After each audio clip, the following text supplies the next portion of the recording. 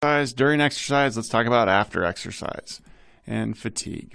All right, so here are the 4 outcomes for today, or for this lecture. So fatigue, what is it? Well, it's decreased performance and or the inability to maintain the required performance or output that you need to do an activity. It's important to know there's not one cause. It usually requires or usually involves many things. The nice thing about fatigue is it's reversible, so it's different from just being weak or being injured. Okay, fatigue goes away. So there's 2 types of fatigue. We've got central and we've got peripheral. Okay, so central, generally these are where you have issues or problems or whatever, disconnect in the central nervous system. Okay, and so basically this is generally accepted as something in the central nervous system up to and until acetylcholine binds to receptors on the muscle cell. So if you have a problem before acetylcholine would bind, that's central fatigue. So for example, if your neurons are releasing less acetylcholine, that would be considered central fatigue. All right. Another hormone that's really important that we haven't talked about before is dopamine. If people that have reduced amounts of dopamine, they're not able to activate their nervous system as much, so they have reduced arousal. That will lead to fatigue.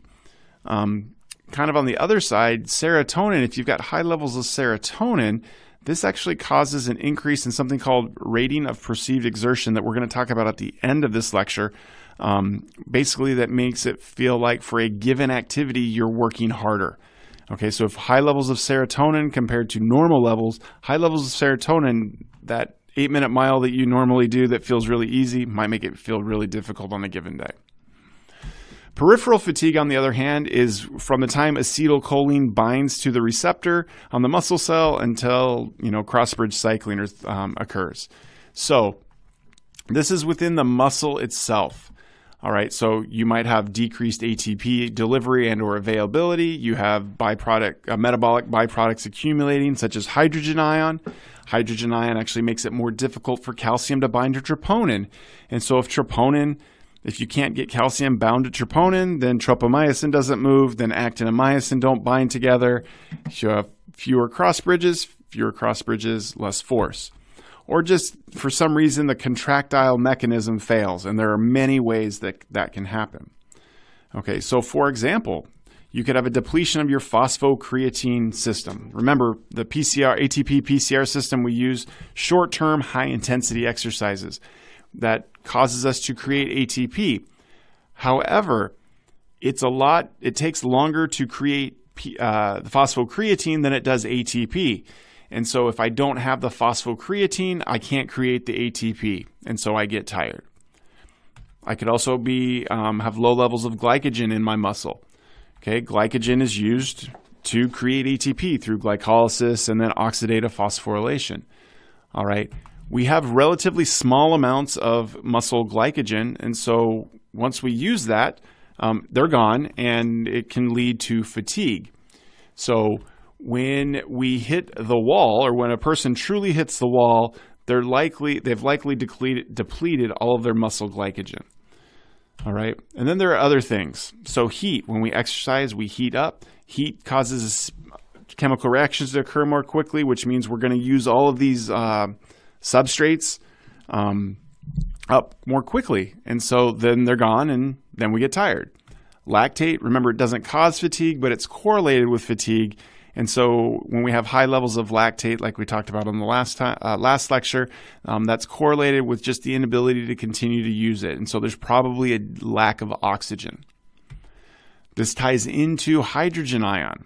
Okay, so hydrogen ion causes acidosis, which does a bunch of things. So it can prevent actin and myosin from binding together. Like we said a minute ago, it reduces the affinity or attraction between troponin and calcium, which will then prevent cross bridges from forming. It inhibits the sodium-potassium ATPase pump. That's a big deal, and that's also going on. It can inhibit the calcium pump that's on your sarcoplasmic reticulum, which means there's less calcium in for the next time an action potential occurs. And ultimately, hydrogen ion inhibits glycolysis. Okay, if we've got high levels of hydrogen, that will inhibit PFK, which means we're not able to break down glucose and create ATP. Okay. So just to kind of summarize, neuromuscular fatigue, we can have issues with the neural side of contraction, and there's just a lot of things that can cause this. Okay, so we can change the amount of acetylcholine, we can change the enzyme that breaks down acetylcholine, the threshold of the neurons can change, or the muscle cell, just all sorts of things. And then this can tie into that rating of perceived exertion, which I mentioned a minute ago. So RPE is just a subjective scale. It's how hard do you think that you're working? So the most commonly used RPE scale is the Borg scale, and the Borg scale, as you can see here, goes from 6 to 20. That makes very little sense, at least on its surface, on its face, it seems to make no sense. Well, it's actually really accurate, and what it's really accurate at doing is getting people to work out at a target heart rate. Typical resting heart rate is 60.